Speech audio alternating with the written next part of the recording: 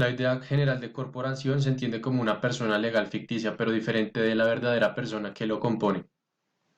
Por sus miembros como compuesto de entidades corporativas, no se conforman por estos individuos, pero sí por grupos de personas unidos por una misma realidad u objetivo.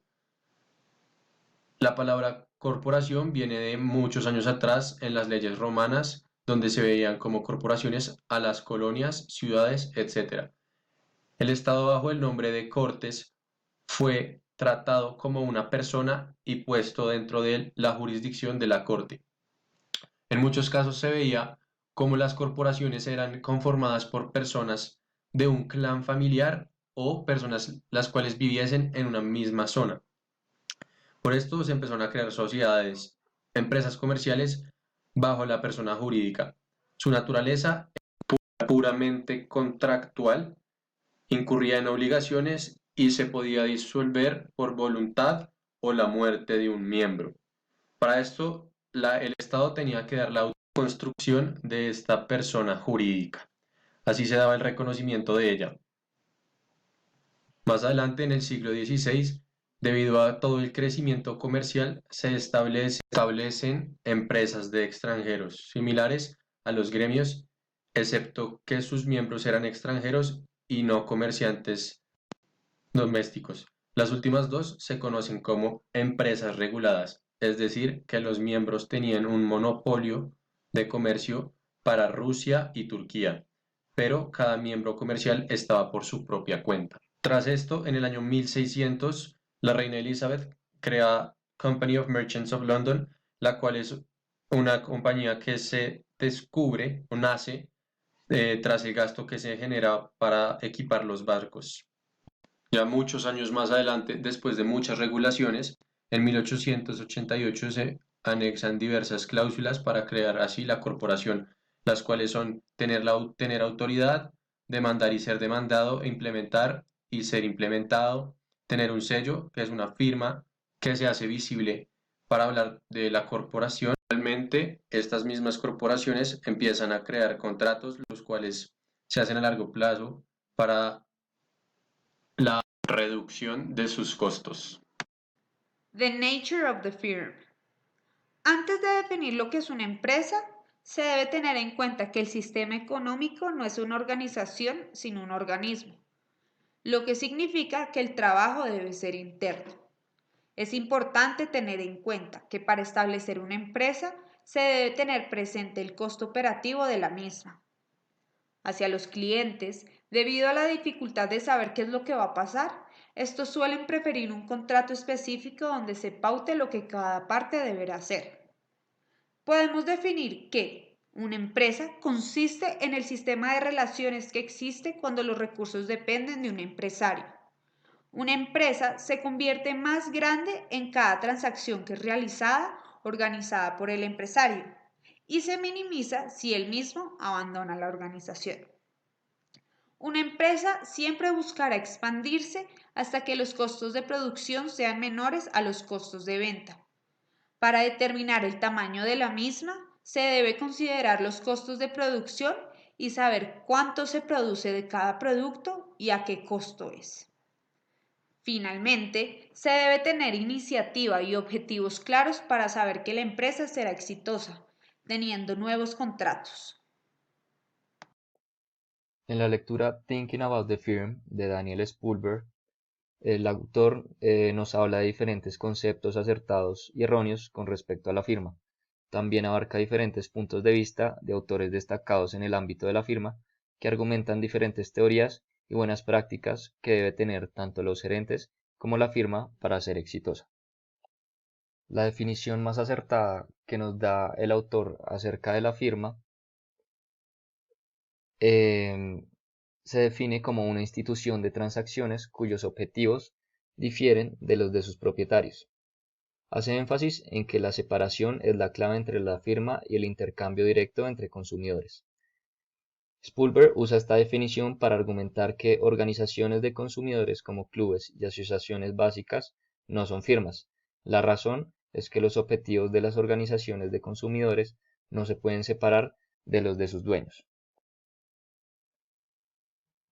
Incorporando incentivos. Un buen sistema de incentivos es clave dentro de una firma para darle solución al conflicto de intereses entre los gerentes y los dueños. Holmstrom y Milgrom muestran que en un entorno dinámico el esquema de incentivos óptimo es lineal. Como aplicación práctica, esto sugiere que podría tener sentido asignar acciones, o sea, equity, en lugar de opciones sobre acciones, a los administradores. También hace referencia a que tanto el esquema de incentivos y la estructura de capital, ambos son importantes para controlar la mala conducta gerencial. En la práctica, los límites de la firma cambian constantemente. Las firmas se fusionan y se separan continuamente. Para evitar estas situaciones de conflicto entre las firmas, la mejor opción es la integración vertical. Williamson y Klein argumentan que, en circunstancias de conflicto, podría ser más eficiente para las partes aplicar la integración vertical, es decir, realizar transacciones bajo una sola firma. Dentro de una sola empresa, la negociación es reemplazada por autoridad. La integración vertical es un resultado probable en presencia de grandes inversiones específicas de relación. El autor también menciona una teoría de propiedad de activos y límites de la firma en la que las partes renegocian sus contratos incompletos una vez una contingencia no contratada surja. Esta renegociación ocurre bajo información simétrica. Ambos observan la contingencia, por tanto, las partes alcanzan un resultado eficiente. Esta teoría explica por qué a veces es mejor para un agente ser un contratista independiente, o sea, poseer el activo con el que trabaja, y a veces ser un empleado, no ser dueño del activo. Ningún individuo debe poseer todos los activos y de manera similar, no debería haber una sola firma en la economía que lo posea todo. Con respecto a qué incluye la firma, primero el autor nos habla de una tabla de directores. Es útil recordar que los derechos de control legales en la mayoría de las grandes organizaciones reside con la junta directiva. Estos normalmente son elegidos por los propietarios. Por lo tanto, cualquier asignación de autoridad a alguien dentro de una organización es temporal o provisional. La junta de directores siempre tiene el derecho legal de tomar la decisión en cualquier momento. En la teoría de equipos, el autor nos hace entender que el jefe puede dejar que los subordinados decidan ellos mismos. Bolton y Deutsch-Point demuestran que la centralización será preferida a la descentralización si las decisiones en la organización están altamente relacionadas, pero no si son independientes. Los miembros de la organización podrán ser agentes en diferentes firmas. En otras palabras, los resultados podrían informarnos sobre la asignación de los derechos de decisión en varias empresas en lugar adentro de una sola empresa. Aghion y Tyrrell argumentan que un jefe puede asignar autoridad a alguien sobrecargándose a sí mismo para estar menos informado que la otra persona, y que esta puede ser una forma de motivar a los subordinados a generar ideas. Si el jefe no está informado, los subordinados saben que sus ideas generalmente se implementarán. Es decir, aunque el jefe tenga autoridad legal, el subordinado tiene autoridad real, en la sensación de que el subordinado se sale con la suya. Aghion y Tyrrell muestran que en algunos casos puede ser mejor motivar a los subordinados a través de la autoridad real que transfiriéndoles autoridad legal. Algunas de las ideas que caben resaltar del autor son: las decisiones son independientes de las preferencias de sus propietarios e independientes de cómo se financia la inversión. La firma no es un individuo, es una ficción legal que sirve como foco para un complejo proceso en el que los objetivos en conflicto de individuos se ponen en equilibrio en un marco de relaciones contractuales. Para Spulber, los emprendedores juegan un papel central, porque son ellos los principales impulsores en las creaciones de las firmas. También agrega que un individuo decide convertirse en empresario sobre la base de las oportunidades de mercado y preferencias individuales, dotaciones y otras características. Por último, para Spulber, el individuo es emprendedor durante el periodo en el que dedica esfuerzos y recursos para establecer una empresa. Si el emprendedor logra establecer una empresa, luego se convierte en propietario de la empresa. El valor de los derechos de propiedad proporciona la base de los beneficios para el emprendedor. Y para concluir, todas las empresas tienen culturas y normas que pueden ser muy importantes. Dado esto, diferentes empresas pueden comportarse como si tuvieran diferentes funciones objetivas. La lectura de Tower Capability Theory of Innovating Firms, Implication for Management and Policy. Esta lectura empieza con una introducción y hay unos conceptos que me gustaría tener en cuenta de la introducción, que dice, la fuerza competitiva de las industrias nacionales dependen de las habilidades de las empresas básicas para funcionar efectivamente y mantener y mejorar su aprendizaje. Después empieza a hablar del punto de vista de las capacidades de una empresa, que es como el tema central de esta lectura.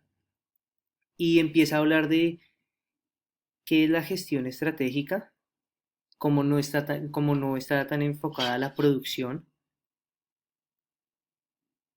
sino que está más enfocada en que las empresas aprendan a orquestar los activos de manera que los mercados no puedan replicarlos. También empieza a hablar de que las firmas deben empezar a innovar, que de esa manera ganan valor y que esa innovación la tienen que hacer y para hacerla se necesita el aprendizaje y procesos de orquestación dirigidos por la alta dirección. Entonces empieza a hablar de las capacidades y como vemos en la imagen hay dos tipos de capacidades. Las capacidades ordinarias, que son las capacidades operacionales, que es ya todo el tema más de como de las funciones, de fuerza, de hacer un trabajo ya en fábrica, puede ser que un trabajo de producción, bueno, dependiendo del tipo de la empresa, y las capacidades dinámicas, que es todo el tema de la estrategia. Entonces empieza a ver qué es lo que, empieza a hablar de las ordinarias y empieza a ver de qué se necesita para tener unas capacidades ordinarias como efectivas o buenas. Entonces se necesita personal calificado. Dice que el personal lo puedes tener en la empresa, en la organización, pero también se puede tercerizar. Dice que procesos conocidos, manuales, en que todos los procesos, las funciones que van a hacer las personas tienen que estar en manuales.